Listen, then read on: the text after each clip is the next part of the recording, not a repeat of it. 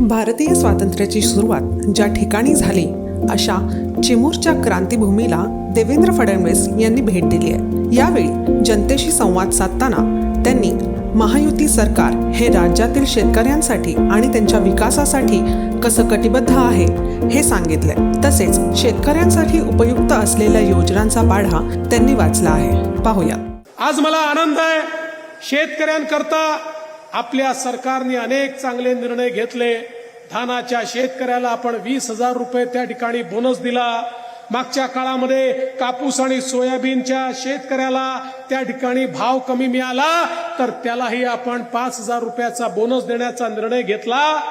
मला सांगताना आनंद वाटतोय, पुढच्याच आठवड्यात 21 तारखेपासून शेतकऱ्यांच्या खात्यामध्ये पैसे जमा करणं आम्ही सुरू करणार आहोत। कापूस आणि सोयाबीनचे पैसे हे शेतकऱ्यांच्या खात्यामध्ये त्या ठिकाणी जाणार आहेत। मला अनेक शेतकऱ्यांनी सांगितलं की आम्हाला एक अडचण वाटते, जी तुम्ही ई पीक पाहणी केली ते ई पीक पाहणीमध्ये आमचं नाव आलं नाही, आम्हाला हे पैसे मिळतील की नाही। मी सांगितलं काळजी करू नका, ई पीक पाहणीत जर तुमचं नाव आलं नसेल तर 7/12च्या उतार्यावरनं देखील तुम्हाला पैसे देऊ, पण कोणालाही पैशापासून वंचित ठेवणार नाही। सगळ्यांना हे पैसे देण्याचं काम आपण करू।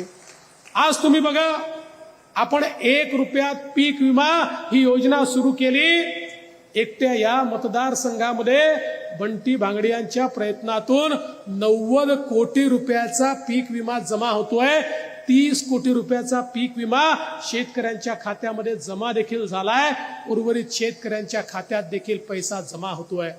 हे सरकार शेतकऱ्याच्या पाठीशी उभं राहणारं सरकार आहे।